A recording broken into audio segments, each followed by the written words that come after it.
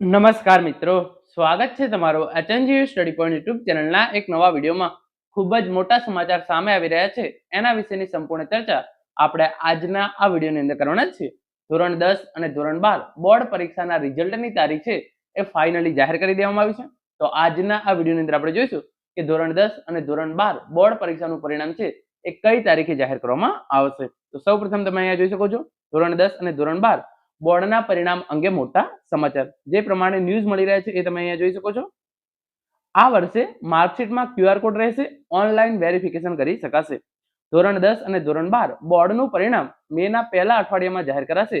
હાલ બોર્ડમાં ગુણ મેળવવાની અને તેની પ્રવેશ પ્રક્રિયા ચાલી રહી છે. તો ધોરણ 10 અને ધોરણ 12 બોર્ડનું પરિણામ મેના પહેલા અઠવાડિયાની અંદર જાહેર કરવામાં આવશે. તારીખ વિશે આપણે આગળ વાત કરીએ તો તમે જોઈ શકો છો ધોરણ 10 અને ધોરણ 12 નું પરિણામ મે મહિનાના પહેલા અઠવાડિયામાં જાહેર થઈ શકે છે. હાલમાં પેપર ચેકિંગ બાદની પ્રક્રિયા ચાલી રહી છે. વિદ્યાર્થીઓને કોઈ મુશ્કેલી ન આવે તે માટે દરેક માર્કશીટને અલગ અલગ તબક્કામાંથી પસાર કરી અને તૈયાર કરવામાં આવે છે, જેથી કોઈ પણ પ્રકારની ખામી કે વિદ્યાર્થીને નુકસાન ન થાય.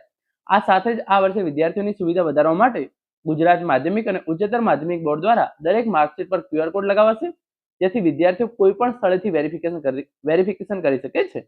QR કોડ લાગુ કરવાના કારણે વિદેશ અભ્યાસ માટે જનારા વિદ્યાર્થીઓને મોટો ફાયદો થશે. કોઈ પણ સંસ્થા QR કોડ સ્કેન કરીને બોર્ડની લિંક પરથી માર્કશીટનું વેરિફિકેશન કરી શકશે.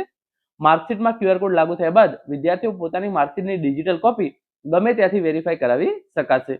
કોલેજ એડમિશન પ્રક્રિયામાં દસ્તાવેજોની ચકાસણીમાં પેપરલેસ અને ભૂલ રહિત બનશે.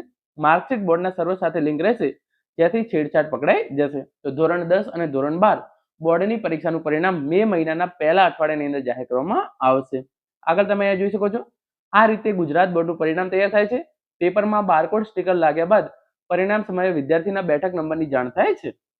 પરીક્ષામાં વિદ્યાર્થીની ઓળખ ન થાય તે માટે પેપર પર બારકોડ લાગે છે. પેપર પૂરું થયા બાદ જવાબવાહીને પાલા કેન્દ્રમાં મોકલવામાં આવે છે. જવાબવાહી મિક્સ કર્યા બાદ તેને 50-60 ના બંચમાં ચેક કરવા મોકલાય છે. ચેક થઈ આવે પછી બારકોડ નંબર મુજબ ગુણની એન્ટ્રી થાય છે. બારકોડના આધારે તમામ વિષયોનું સોફ્ટવેરની મદદથી ઓટોમેટિક રિઝલ્ટ તૈયાર થાય છે. જે દિવસે પરિણામ જાહેર થવાનું હોય ત્યારે ઓનલાઈન બારકોડ અને બેઠક નંબર મેચ થાય છે. રિઝલ્ટ જાહેર થયાના દિવસે જ રિઝલ્ટનું પ્રિન્ટિંગ ચાલુ થાય છે. તો આ પ્રમાણે તમે જોઈ શકો છો ધોરણ 10 અને ધોરણ 12 બોર્ડની પરીક્ષાનું પરિણામ પહેલા અઠવાડિયાની અંદર જાહેર કરવામાં આવશે. તો 1 તારીખથી 7 તારીખ વચ્ચે ધોરણ 10 અને ધોરણ 12 બોર્ડની પરીક્ષાનું પરિણામ છે એ ગુજરાત બોર્ડ દ્વારા જાહેર કરી દેવામાં આવશે. Thank you so much for watching.